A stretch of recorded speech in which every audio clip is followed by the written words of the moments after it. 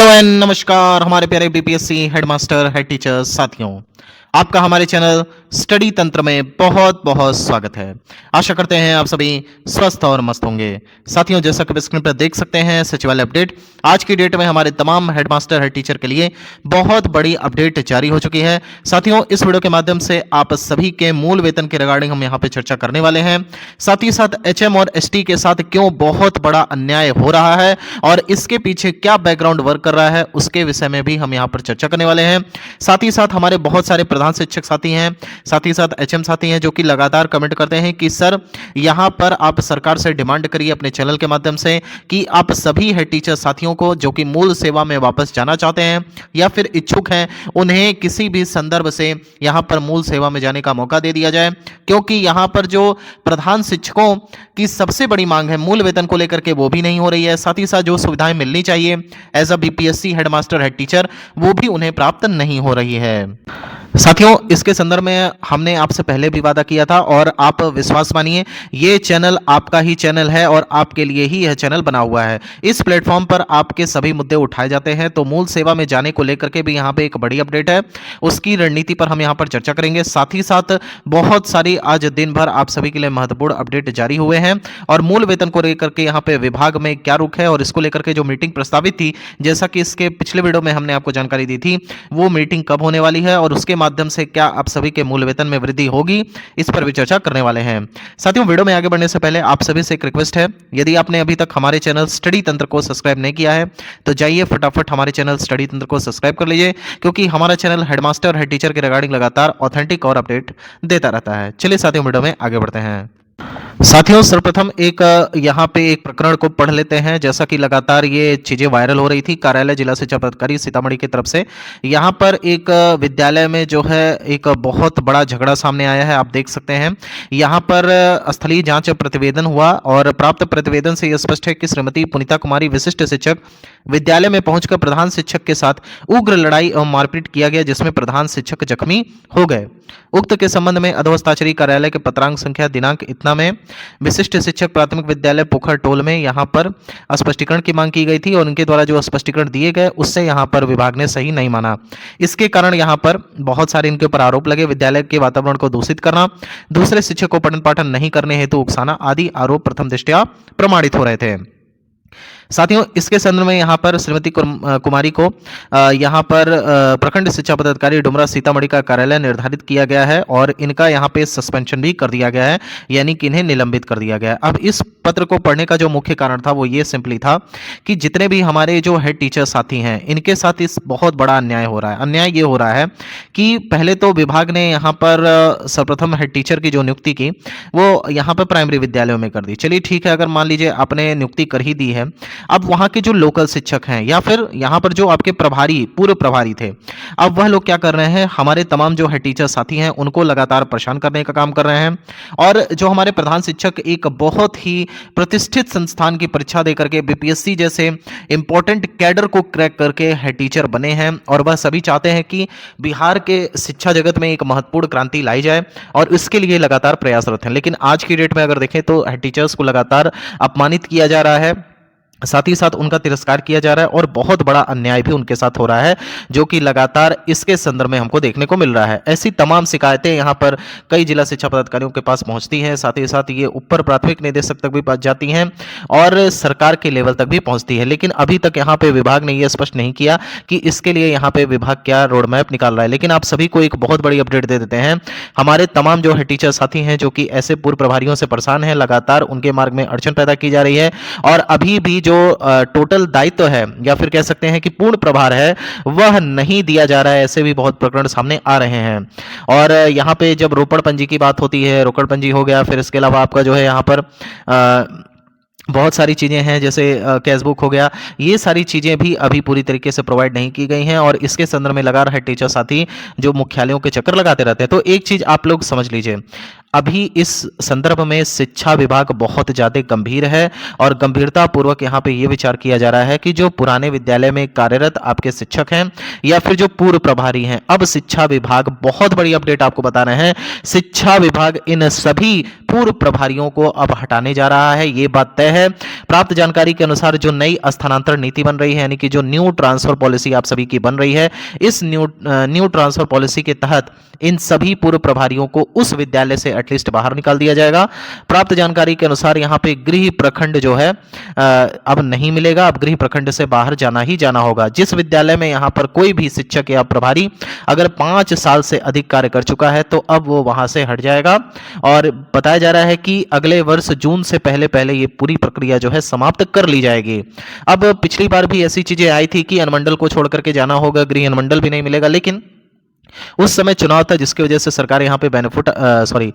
कह सकते हैं कि बैकफुट पर आ गई और उसके बाद ये चीज़ें जो है परिवर्तनकारी रूप नहीं ले सकी। लेकिन अब टाइम ऐसा है कि अब तो चुनाव भी संपन्न हो गया और अभी सरकार के पास स्पष्ट रूप से 5 वर्ष हैं, तो इन वर्षों में बहुत सारे क्रांतिकारी बदलाव देखने को मिलेंगे और हेड टीचर की जो भी समस्या है उसे दूर करने का प्रयास यहाँ पे शिक्षा विभाग लगातार कर रहा है। साथियों, आप अपने स्क्रीन पर देख सकते हैं यहाँ पे प्रधान शिक्षक संघर्ष मोर्चा की तरफ से यहाँ पे एक पत्र लिखा गया है माननीय शिक्षा मंत्री जी को, और इसमें अपर मुख्य सचिव जी को भी टैग किया गया है, साथ ही साथ जो निदेशक प्राथमिक शिक्षा विभाग पटना है उन्हें भी टैग किया गया है। विषय वस्तु आप देख सकते हैं प्रधान शिक्षकों के मूल वेतन में सम्मानजनक बढ़ोतरी करने के संबंध में। तो हमारे जितने भी हेड टीचर साथी हैं उन्हें निराश नहीं होना है। देखिए,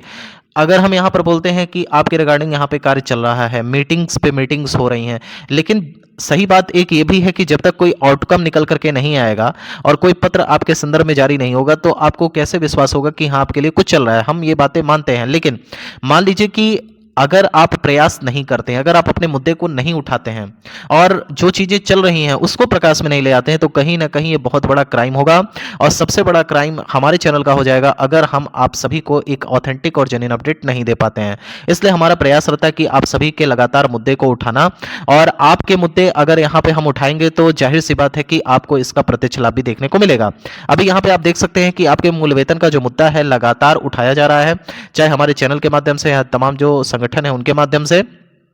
शिक्षा विभाग आपका यहाँ पे मीटिंग भी करने वाला है इसके संदर्भ में, और ये 25 दिसंबर के पहले पहले मीटिंग प्रस्तावित है। अब किस दिन होती है ये तो अभी नॉलेज में नहीं है, लेकिन 25 दिसंबर के पहले एक मीटिंग प्रस्तावित है और उसके बाद मूल वेतन के रिगार्डिंग बहुत बड़ी अपडेट आएगी। इसका तो पूरी तरीके से यहाँ पे कह सकते हैं कन्फर्मेशन हो चुका है। अब आपको बता देते हैं, यहाँ पर देख सकते हैं कि प्रधान शिक्षक विनम्रता पूर्वक श्रीमान का ध्यान निम्न बिंदुओं की ओर आकृष्ट कराना चाहते हैं। प्रधान शिक्षक के वेतन एवं अन्य भत्ते वित्ता विभाग के परामर्श से निर्धारित किया जाएगा, परंतु विभाग के द्वारा उक्त प्रावधान के आलोक में वेतन एवं भत्ते निर्धारित किए बिना ही विभाग के द्वारा 4 वर्ष पूर्व जारी किए गए पुराने प्रधान शिक्षक नियुक्ति नियमावली 2021 में निर्धारित मूल वेतन 30,500 रुपए की दर से वेतन भुगतान शुरू किया गया है। देखिए, सबसे बड़ा लॉजिक ये है ना, ये 4 वर्ष पूर्व जो यहाँ पे नियमावली बनी थी उसी के आधार पे यहाँ पे चीजों को किया जा रहा है। बल्कि आज आपका 2025 चल रहा है, 2025 में महंगाई भी बढ़ गई है और विशिष्ट शिक्षकों की बात करें तो इनकी सैलरी अच्छी खासी हो गई है। जो विद्यालय अध्यापक नए नए आए हैं उनको भी यहाँ पे ठीक ठाक सैलरी प्राप्त हो रही है। तो आपका किस प्रकार से 30,500 बेसिक बनता है, तो इसको लेकर के आप लोग बिल्कुल यहाँ पे घबराए नहीं। आपका मूल वेतन बढ़ना ही बढ़ना है और जिस डेट से आपने ज्वाइन किया है उसी डेट से ये सारी सैलरी आपको एरियर के माध्यम से मिलेगी, ये बात हम दावे से कह सकते हैं। हालांकि इसमें एक और बड़ा मुद्दा है कि तमाम हमारे जो हेड टीचर साथी हैं उन्होंने जो है काफ़ी दूर जाकर के योगदान कर लिया है, तो देखिए उसके लिए परेशान मत होइए, आपके लिए म्यूचुअल ट्रांसफर विभाग लाने वाला है। हाँ, अब थोड़ा समय लग सकता है, मान करके चलिए यहाँ से 2 से 3 माह तो अभी और लगेंगे ही लगेंगे, क्योंकि वर्तमान में अभी यहाँ पे स्थानांतरण प्रक्रिया चल रही है। एक बार जब यह समाप्त हो जाएगी तो नई ट्रांसफर पॉलिसी के तहत आपका भी ट्रांसफर किया जाएगा। हालांकि आपको एक चीज बता देते हैं, हेड टीचर और हेडमास्टर का जो ट्रांसफर है यहाँ पे शिक्षा विभाग की प्राथमिकता में रखा गया है।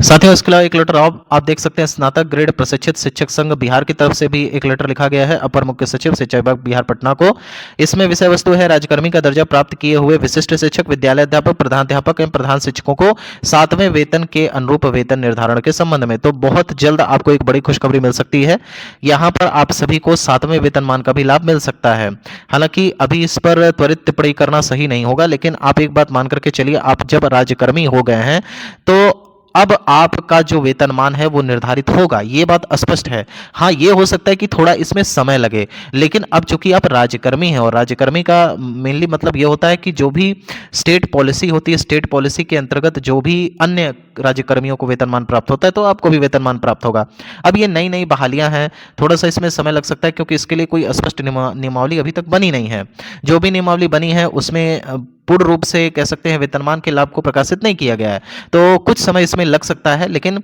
आने वाले टाइम में मतलब यहाँ से कह सकते हैं 6 माह से लेकर के 1 वर्ष के भीतर आप सभी को 7वें वेतनमान का लाभ भी मिलेगा और उसके बाद जो 8th पे कमीशन आ रहा है उसकी सिफारिशों को भी लागू किया जाएगा। ये बात 101% तय है।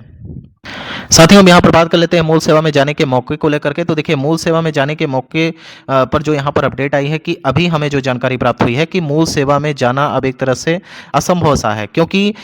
यहाँ पर बताया जा रहा है कि जब आप कोई नई जॉब ज्वाइन कर लेते हैं उसके बाद आप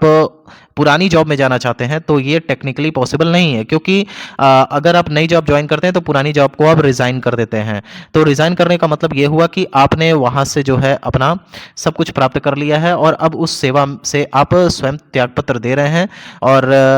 जब आप स्वयं त्यागपत्र देते हैं तो सरकारी मायने में इसका मतलब ये होता है कि आपने वह नौकरी पूर्ण रूप से छोड़ दी है। अब जब सरकारी नौकरी में आप नौकरी छोड़ते हैं तो वो फाइल आगे चली जाती है और आपकी सेवा को वहाँ से समाप्त कर दिया जाता है। अब आप नई सेवा में आ चुके हैं। हालांकि अगर बात करें कि इस दुनिया में क्या कुछ असंभव है, तो बिल्कुल नहीं, ऐसा कुछ भी नहीं कि कोई चीज़ असंभव है। जब आपसे एक सामान्य जो हमारे जितने भी नियोजित शिक्षक साथी हैं